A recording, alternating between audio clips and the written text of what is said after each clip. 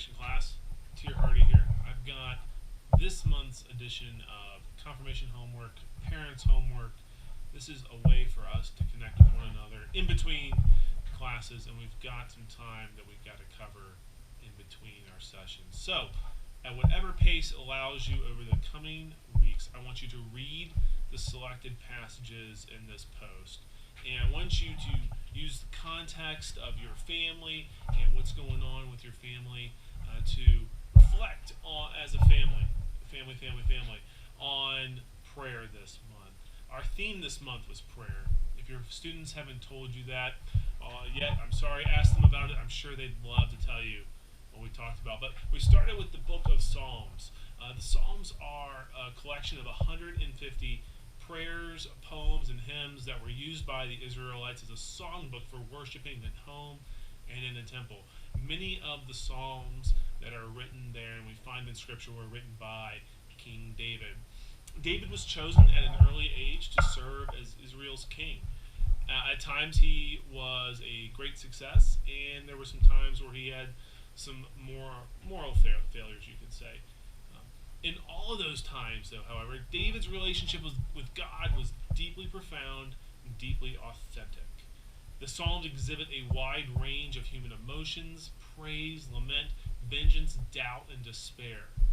What we learn from the book of Psalms is that God is big enough to take everything we can throw at God. Yeah, an authentic faith, authentic prayer, and worship gives voice to all of our human emotions.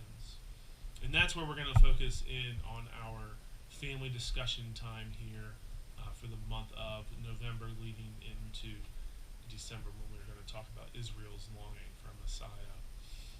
In addition to the Psalms, we talked about the Lord's Prayer.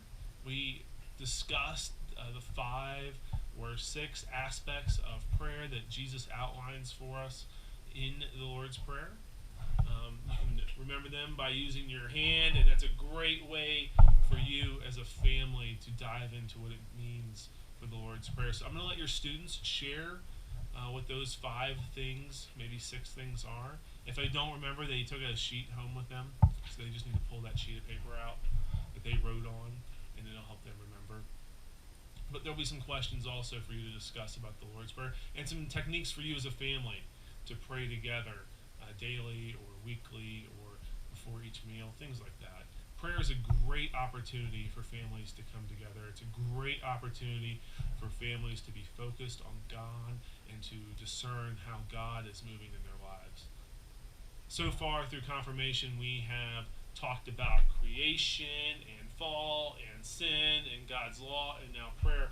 And like I said a few moments ago, in December we're going to be focusing in on Israel's longing for a Messiah.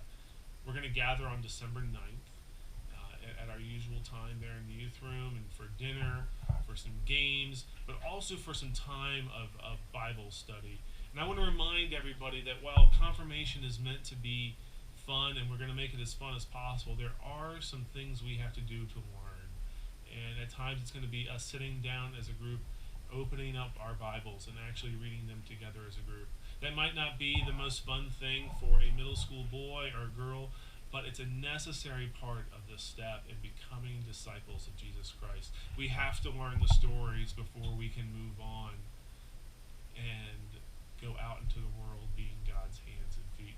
So I look forward to seeing everybody on December 9th. I look forward to seeing everybody in church this Sunday or at Wednesday night dinner this week.